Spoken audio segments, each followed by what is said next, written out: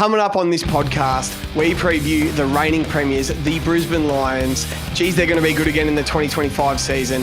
I create the Will Ashcroft yardstick, and we just preview how good they're going to be again for another year, Das. Bloody good team, Jev, with lots of good players coming back. You guys know where to find us at 100K Sports. Like and subscribe. You guys can find us on Apple, Spotify, and YouTube. Share to your friends so we can get the pod out. It really, really helps, guys. Hope you all enjoy it. Welcome back to the 100K season preview, previewing every team for the 2025 AFL season. This podcast is sponsored by PointsBet, or powered by PointsBet, I should say. We are up to the Brisbane Lions, the reigning premiers, the champs, the kings, the Brisbane Lions. Geez, they're a good side, Das. How'd they go last year? Jev, good to be here. Adelaide was a success. Now we're on to Brisbane. Now, I know, do you have any merch on? You had an Adelaide.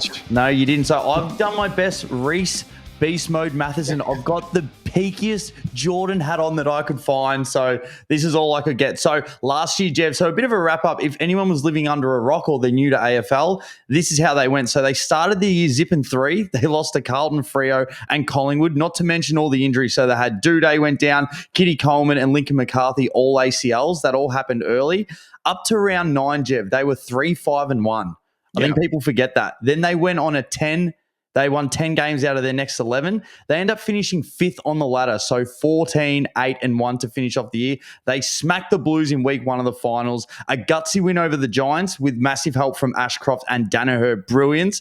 A 2-minute drill to win the game in an all-time prelim final against the Cats at the MCG. Then the Lions' crowning moment. Almost a flawless grand final against the Swans at the MCG. Jev, we were there. Winning the 2024 AFL Grand Final, Ashcroft wins the Norm Smith, Lachie Neale takes home the Gary Ayres medal, and Joe Daniher officially rides off into the sunset. That is the wrap-up from the Lions for 2024. Well, we're about to go through our questions that we ask everyone, and I was filling them in and stuff. And geez, they're an impressive side. But the Joe Daniher thing, you just can't look past it. He is a star.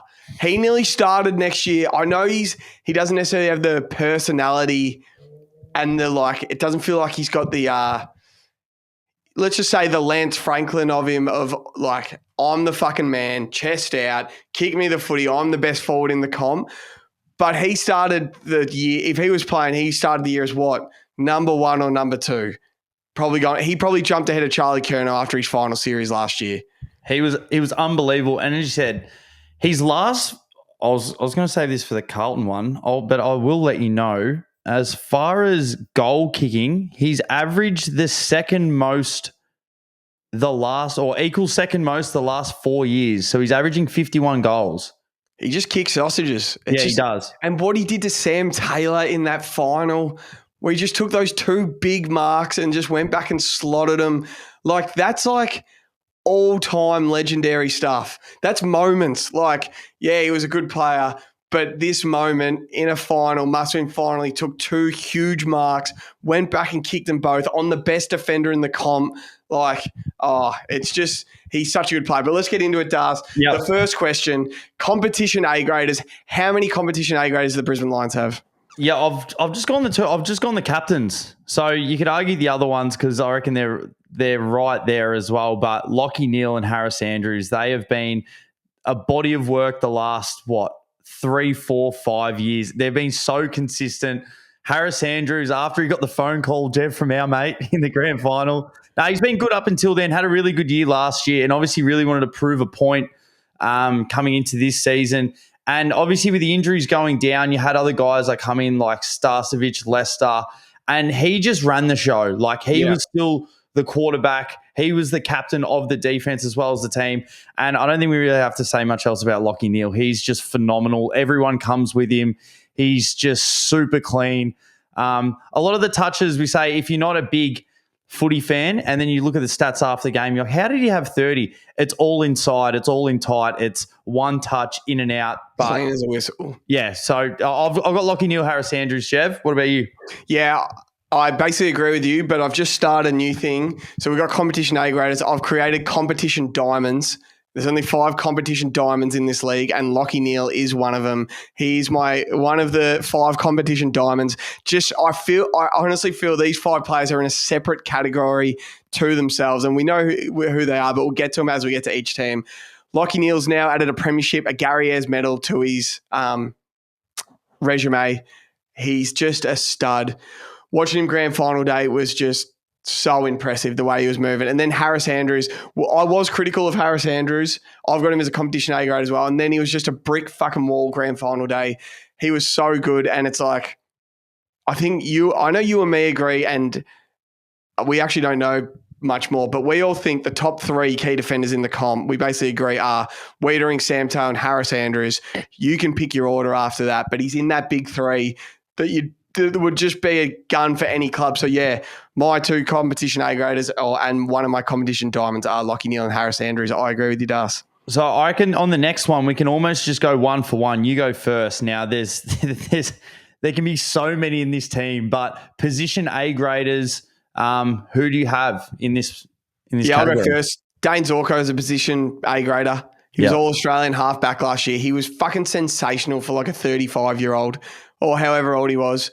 Geez, he had a good season, and he just has a good role. I talk about it a little bit later, but he's a good player. You go. Yeah, I agree. Did you have Dane? Yeah, you had Dane Zorko. Yeah, I said if he's not an A-grader, I'll neck myself. Like he had to reinvent himself. Obviously, Kitty Coleman went down, and he's like, all right, I've got to do what I can for the team and go back.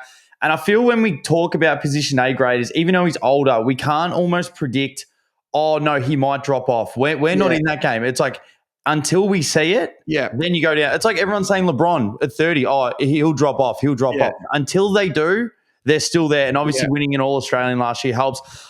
The thing with the position A-grades as well, Jev, if they can almost walk into any side at that position, they're a position A-grader. So I've still got Charlie Cameron in there. A little bit of a down year for him. Like if we look at guys like Shai Bolton, Toby Green, Papley, if you don't name me a team where Charlie Cameron, if you draft him, isn't playing. Yeah. He still had a down year for him, but he still kicked 44 goals. And his finals was actually all right, Jev. He had 9 touches, 2 goals, 1 against the Blues, 11 touches, 2 goals, 1 against the Giants, 12 touches, 2 goals against the Cats, and 14 touches, 1 goal, 2. Obviously missed a few easy ones in the grand final. Yeah. But yeah, if you don't have him as a position A grader, then you're not watching footy. What about you? My next one, Hugh McCluggage. I think we all sort of agree he's not that competition A grader, but he's a very good footballer. He's like a winger, centre forward, damaging disposal sort of player. If you just let him run around, he can seriously hurt you. He's a bloody good player. I've got Hugh McCluggage as, I'd say, probably a winger, A grader. He spends a bit of time on the wing. He spends a bit of time half forward around the stoppage, but I've got Hugh McCluggage as a position A grader, Das. I have him as because his position utility. Remember when he went through that stage as like he was starting on the wing, but he just sat out on the wing and then they wouldn't utilize him. But when he goes in the midfield from the grand final, he had nine touches and 1 goal in the first quarter. He had that one from centre half back where he kicked to Leicester and then it went through. And then that goal where he kicked it and no one touched him. And he went through, and that's when Blakey ducked his head and kicked the goal. Like, he's a freak. But it's such a stacked team that sometimes he can't spend his whole time in the midfield. That's why he's like an all-Australian utility.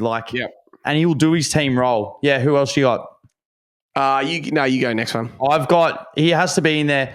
A position A graded, Jev, Will Ashcroft. He had him as well. Any midfielder, he's going into that. And it's hard to think now because he missed obviously the first half pretty much of this year, still coming back with an ACL. You can't tell me if he wasn't playing in that 2023 grand final that he isn't the goal difference. It's a great call. You can't tell me when he fucking wins a Norm Smith in the grand final, he does play. It's a great call. They don't win that game against Brisbane if he didn't play in it. He's last 7. He's against Ashcroft.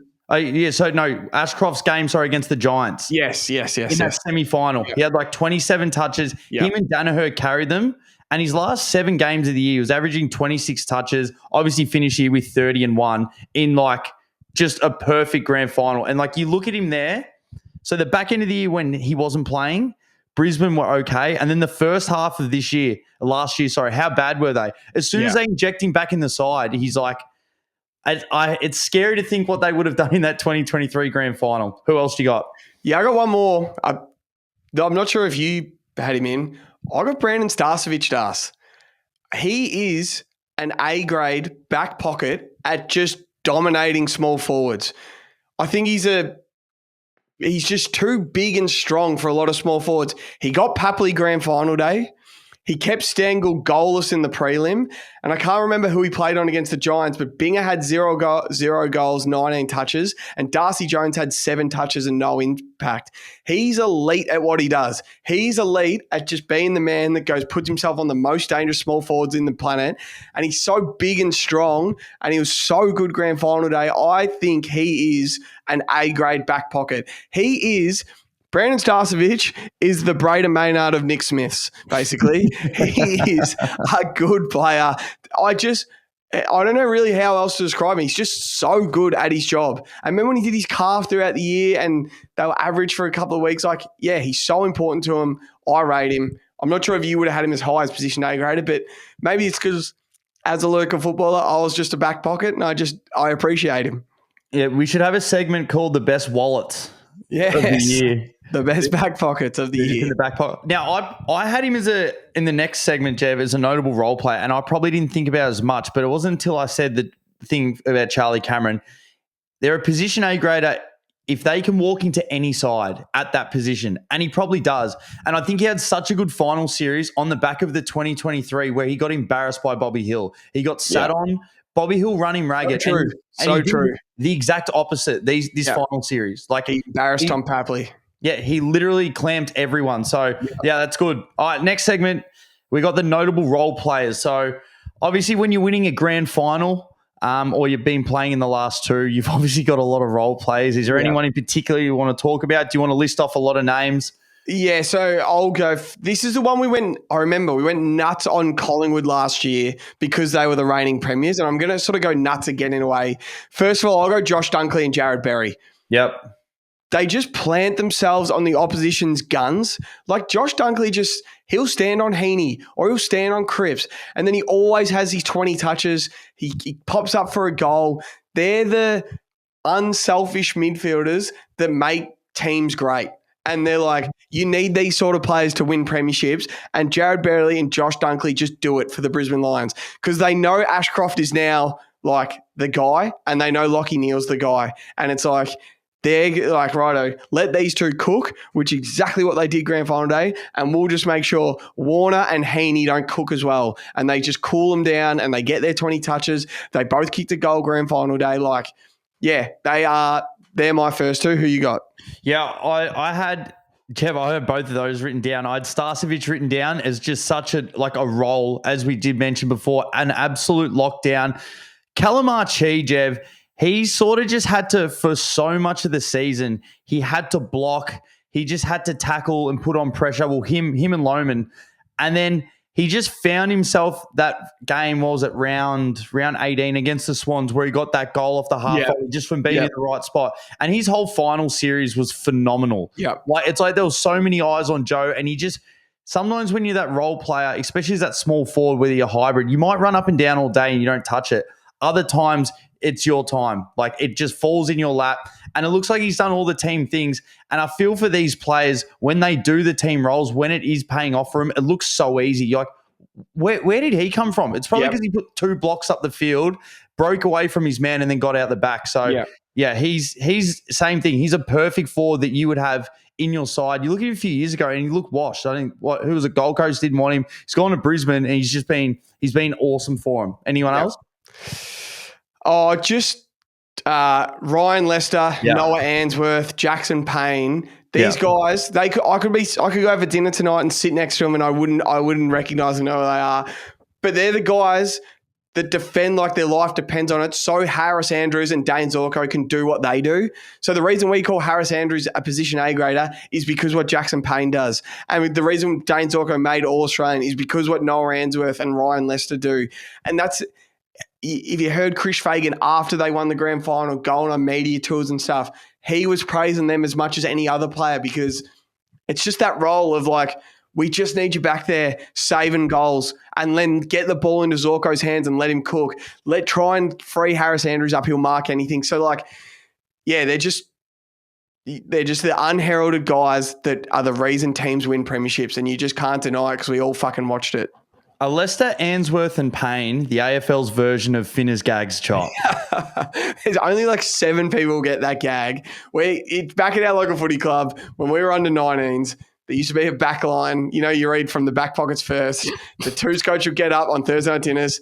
Yeah, from the back line, Finner's Gag's chop. They were there for about 10 years, and it was the most solid back line ever. So we're going to start calling Leicester, Ainsworth and Payne Finner's Gag's chop this year. That's good. That's pretty much all I've got. Like, we could go through everyone else, but I do have a prediction as a notable role player coming into this year. Yep. So Daniher's gone. They picked up Sam Day.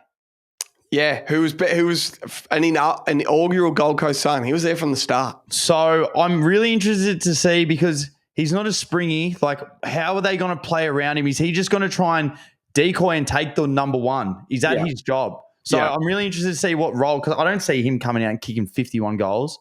So I'm very interested to see what, exactly his role is going forward. Jev, there is a lot of talent in this side. So much talent. We're going to get to more in a sec, where I've sort of left a couple of people out that we might talk about the same thing. But let's go to young guns, Das. Young guns, old. I'm just going to talk about Levi Ashcroft quickly. Yeah, go. He's going to be an absolute gun. And is there a better situation for a gun to walk into, especially a top 3 in the draft gun? Like, would have gone pick one if any, or could have gone pick one if any club had the choice of picking him.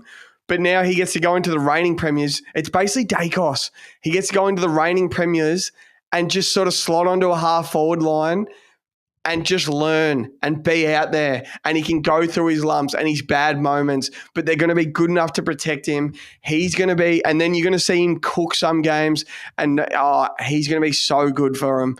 I think I'm going to have money on him and Harvey Langford to win the NAB Rising Star, because if they're over $2, you might as well have 2 blokes and you're going to make profit either way. Yep. They're going to be my 2 favourite bets on the board. I just think, how good's it going to be for him playing? It's got Will to keep him honest. He probably thinks he's better than Will, so it's going to be healthy competition. So I think he's the only player to win 3 TAC Cup Grand Finals. Yeah. So he won 3 in a row. And because they knew that he was going to go father-son, he's actually been training with them since he was like 15. Exactly. So he's a straight in. That's like the year before they got Ashcroft. They're like, we would have him playing AFL this year if we could. He ended up going back, playing one more year under 18 and dominated. So exact same thing with Dacos. Like, it's going to look exactly like Dacos looked. It's going to look like Ashcroft. Think about Ashcroft's first year before he did his knee. He kicked goal of the year, I'm pretty sure. He did. He was just having 18 to 23 touches, kicking a goal and just doing stuff to go, this kid can play. And that's exactly what Levi Ashcroft's going to do this year. Another one they got, Jasper Fletcher, Jev, down back. He looks like he's going to be a 250-game player. Yeah. And, you probably won't really notice exactly what he does for another year or 2, and then he'll really start to run out a little bit more. One that we have to touch on is pretty much, he's your man, Jev. You love him. But Kai Lohman, he's only 21.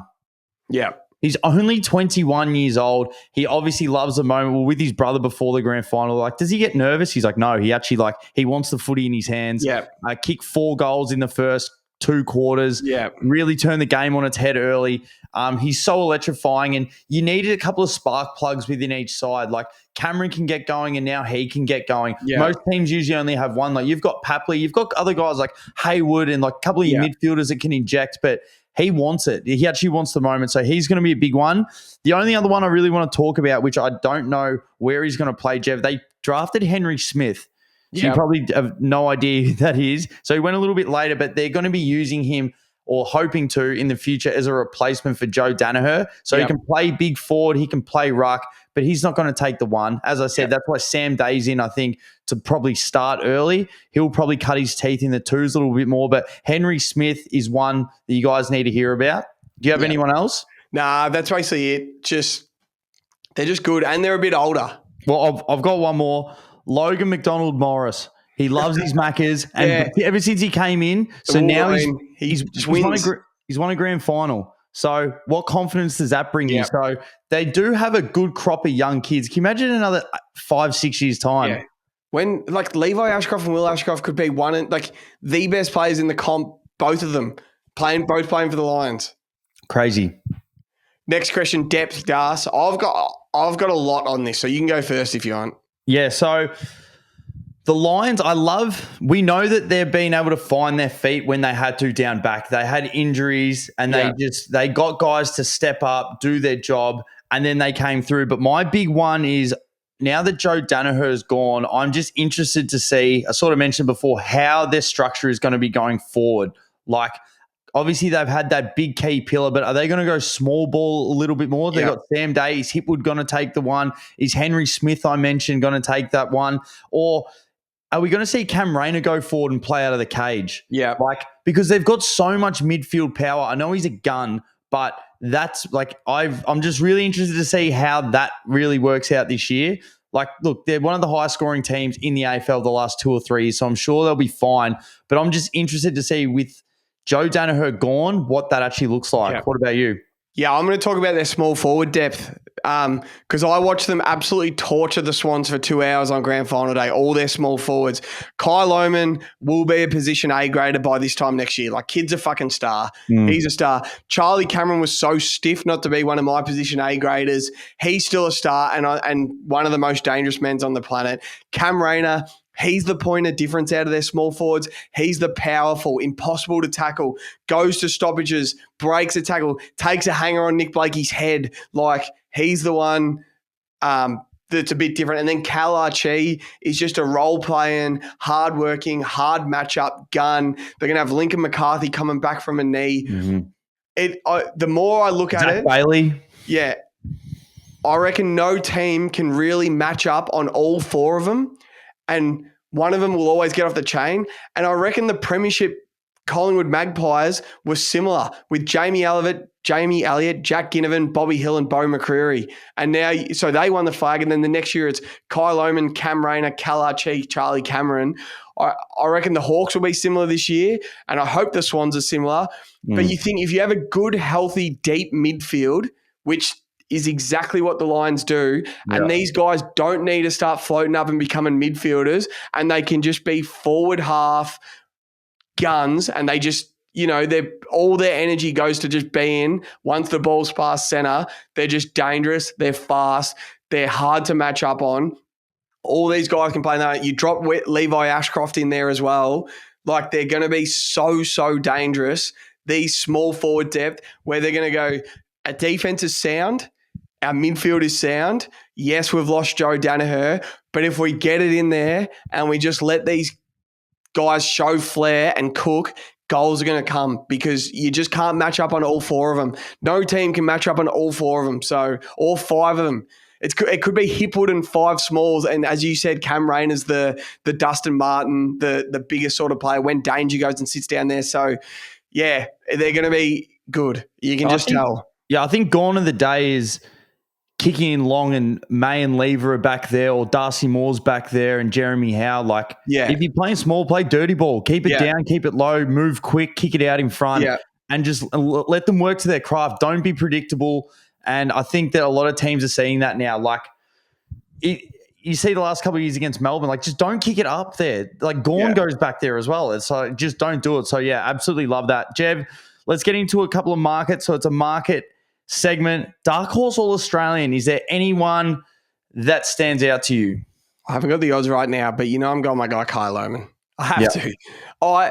I just think Lockie Neal's going to be an All-Australian. And, I spoke about him on the roast the other day. He's paying $5 to make All-Australian. Caleb Sarong's paying $3.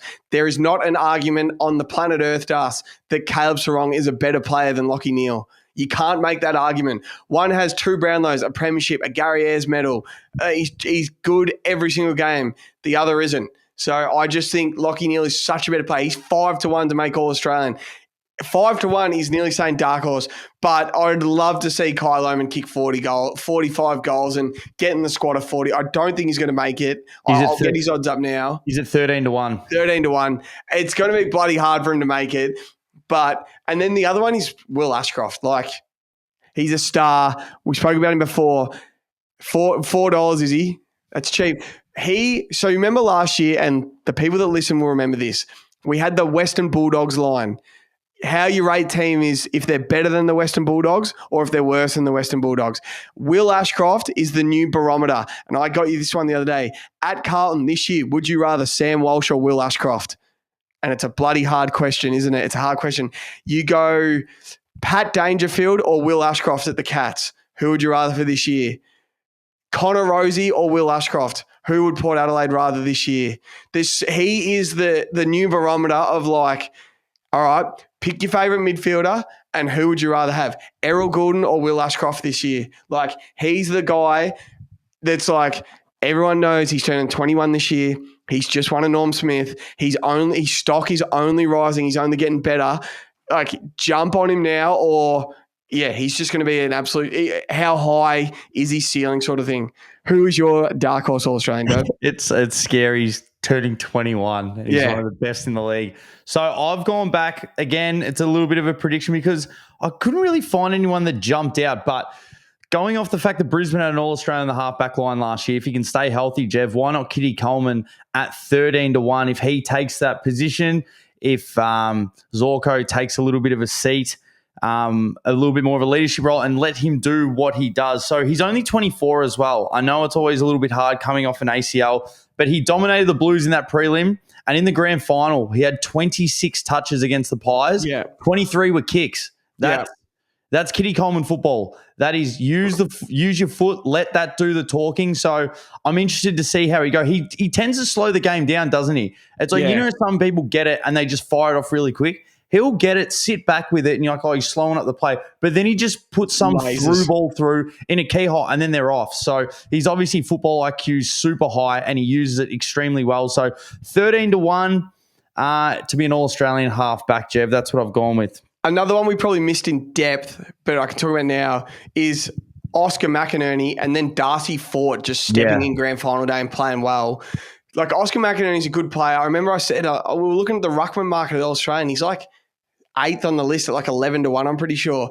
I think he's a good player. He's a competitive beast. He works his ass off. He just does his role of getting it to Lachie Neale, which is what he's got to do. And then you see Darcy Fort just step in grand final day seamlessly, played the game of his life. So that's another depth you got to think of. Melbourne, and you feel bad for him, but if Gawn goes down, that's their season over. And yes, they drafted Luke Jackson for that, and they had Brodie Grundy for that, and neither of them worked. And we're not talking about Melbourne right now, but yeah, now we know if Oscar McInerney pops his shoulder and he's out for 3 weeks, Darcy Fort can step in and do his role. Next question, Das. Coach, captain, ? You go. Yeah, well, obviously we know it works. If anyone is a big footy nut like us and they try and listen to every podcast imaginable, Lachie Neale, every time you listen to him talk, he seems like super present. He's grown up. He's like, I just try and be in the moment. And it seems like the leadership with him and Harris Andrews, they know when one person should talk, the other person take over. If Lockie's having a bit of a bad game, he's got a tag. He's like, hey, mate, I need you to speak for the group. And it obviously seems to work really well. It seems like they've got a really mature group. And with Fagan, it's just like there's always criticism until there's not, until you win, which he finally did. And General Bob Carpenter, Jev, on Pat McAfee show the other day, because they were talking about Ryan Day, and they said Gatorade showers quieten all critics, which means when you win the grand final, it shuts up everyone. So with Fagan, I don't think this isn't really a take, but now the fact he's got some silverware, I wouldn't be surprised if he walks away in the next year or two. Like, maybe there's someone else at the club. Like, how long has he been a coach, like a head coach for? Like, yeah, he got there in the shit in like 2018, 2019, I thought. Like, do you reckon now that he's got it, he might want to hold on to the group for another year or two? Yeah. But I honestly wouldn't be surprised if he's like, there's someone else at the club they love. He's like, you know what? I'm happy to move away.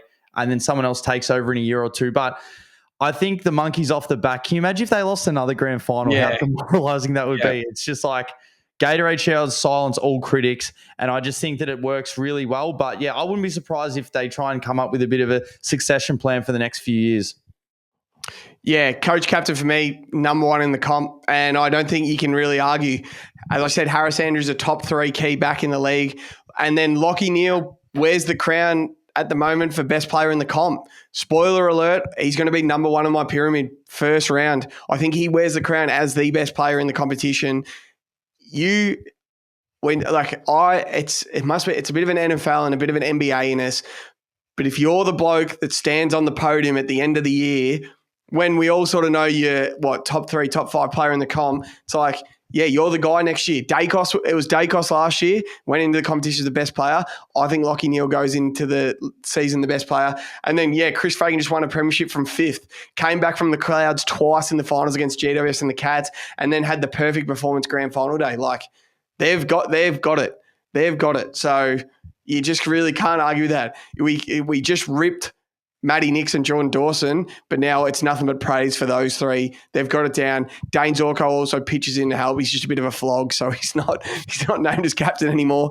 But yeah, they've got to go on well at the moment. Next one is strength of schedule. Das, this is your bread and butter. Yeah, so judging off the Fox Footy, so they go over.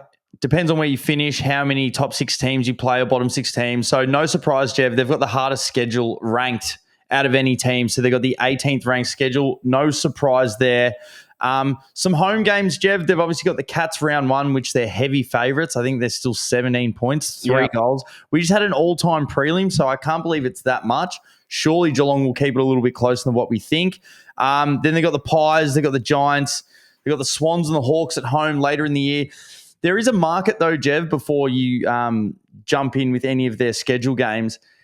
For them to go undefeated at home on PointsBet, so the Lions not to lose at home is at 28-1. So whether any Brisbane fans want to wrap their head around that, we thought that they might go undefeated at home a couple of years ago. The competition's a lot harder, but if Gold Coast can almost go undefeated at home, why can't Brisbane? Like, if you're a Brisbane fan, that's to put a $20 on it, isn't it? And you ride. Easy. That's worth a tenner. You might. It's too much fun to not put a tenner on to go. Because the problem is they lost it round 1 last year against the Blues. They got the Cats going in. But if you think you're going to beat the Cats opening round, that's worth a tenner. I'm on. It's going to be a fun ride. Because if you beat the Cats, and then so I'm looking at their start. So Cats and Swans first 2 weeks, but then it's West Coast at the Gabba and Richmond at the MCG. So that's a 3-1 start at worst. Mm-hmm. Maybe 4 and zip. They could drop 1 if they get the Swans at the SCG, or the Cats could be really good. 3-1 at worst. Then the Dogs at Norwood Oval on Gather Round. Not easy, but they played small they smashed ground them last year. Yeah. Collingwood, St Kilda, Gold Coast at the Gabba, North. Like, where are the losses coming here? Melbourne, Hawks at the MCG will have to be at that game. They lose to the Hawks, I think, the last 6 times. Saturday, 4:15, MCG, 24th of May. Lock it in. We are going to be there. Essendon, the Crows at Adelaide Oval, GWS at the Gabba. Then they got to go to Geelong, Port, Carlton. Like, it's a good – So then they got the Pies at the MCG. So they get the Pies twice, the Swans twice, Geelong twice. You got Freo up to Stadium. They get the Hawks twice as well. Once at the MCG, once at the Gabba. So they do play the hard teams twice. But every game they play, if it's at the Gabba, they are 70% favourites. There's no 50-50 at the Gabba. And then nearly 50% of the other games away, you just favour them over anyone. So, it's a tough schedule, but they're the champs, so it doesn't really matter. Yeah, exactly. Every time they're at home, Jev, I guarantee, unless if something catastrophic happens in the first half of the year, they're going to come in favourite. Do you have anyone in the gun? I reckon we're going to have the same bloke in the gun here. You go. Eric Thrushwood, Eric Hipwood, the Thrush Doctor, the Greek yogurt, the Honey Birdette, the whatever you call him. Honey Bardo. He's in the gun because Joe Daniher is a fucking superstar that has just left the game at the peak of his powers at the age of 30, who we just watched play like 3 all-time finals. Against the Swans, he was good enough, but he was still taken. He took this contested mark on Tom McCartan about 11 metres from me, and I swear Tom McCartan punched it as hard as he could, and he just clunked it. He did it to Sam Taylor twice. And he's just walked away at the age of 30 when he was probably going to win the Coleman this year. Like, he's a star. So now goes to Eric Hipwood, and I don't think he's ready to be a number one.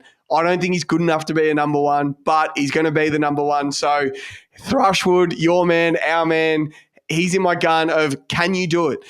They should be favourites. They should be premiership favourites. Like you look at everything we've spoken about, the only thing will stop it is if Eric Hipple just gets dominated.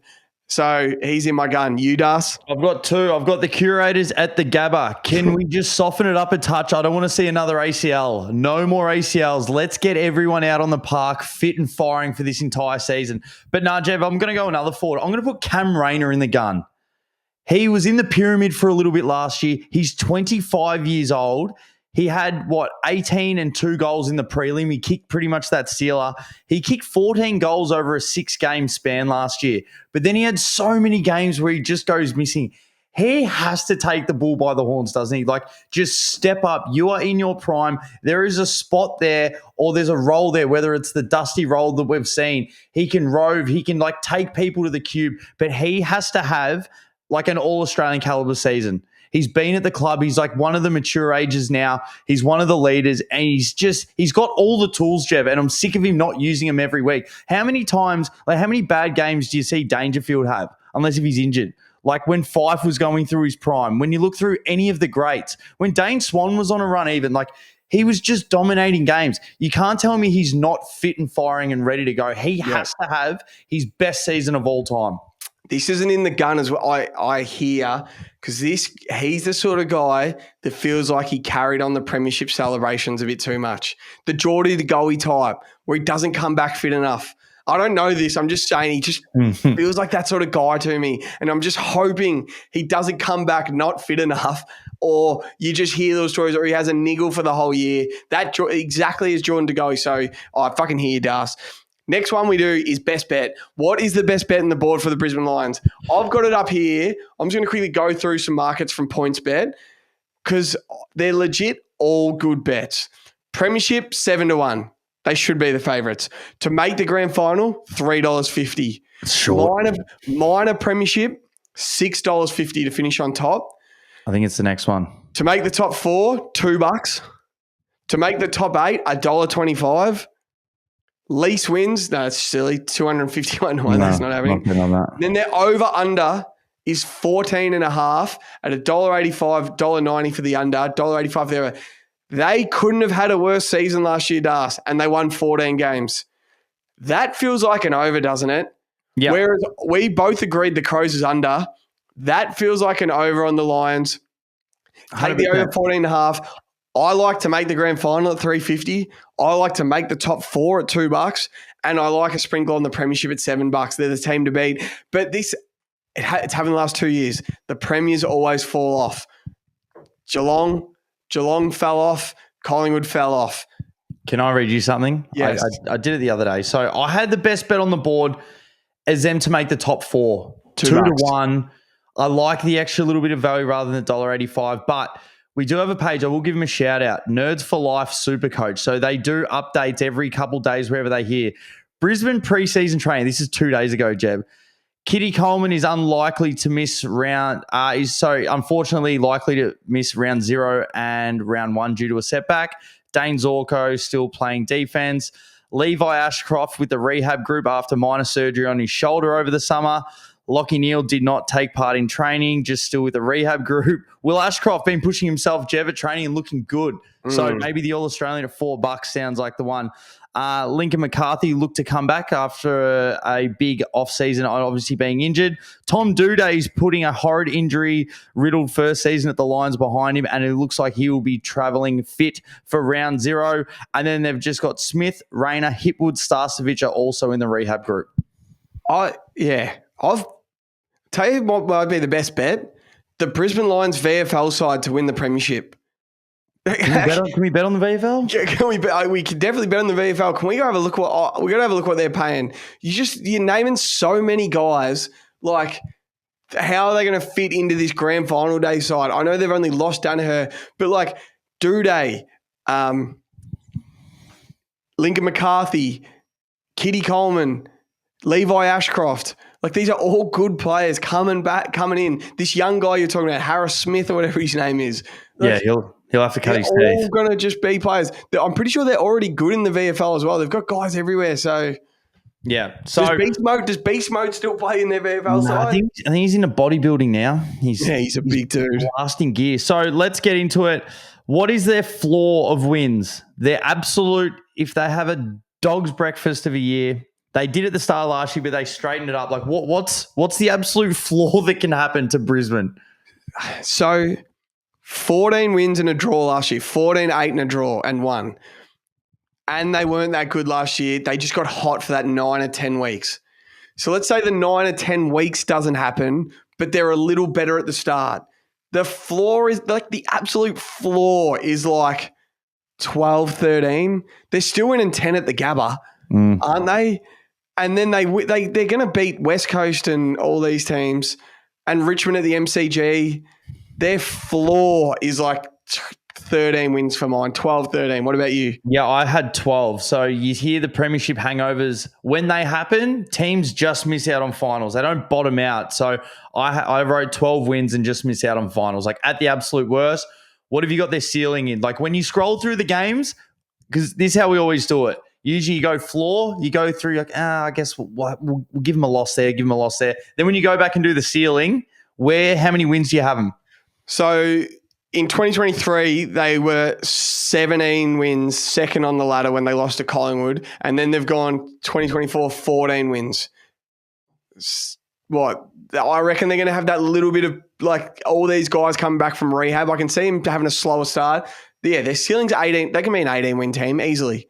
Yeah, undefeated at the Gabba, beat all the teams they should away from home, beat the Dogs at Gather Round at Norwood Oval, beat Adelaide at who they drew to last year, beat Adelaide at Adelaide Oval. Yeah, I can see them winning 18 games easily.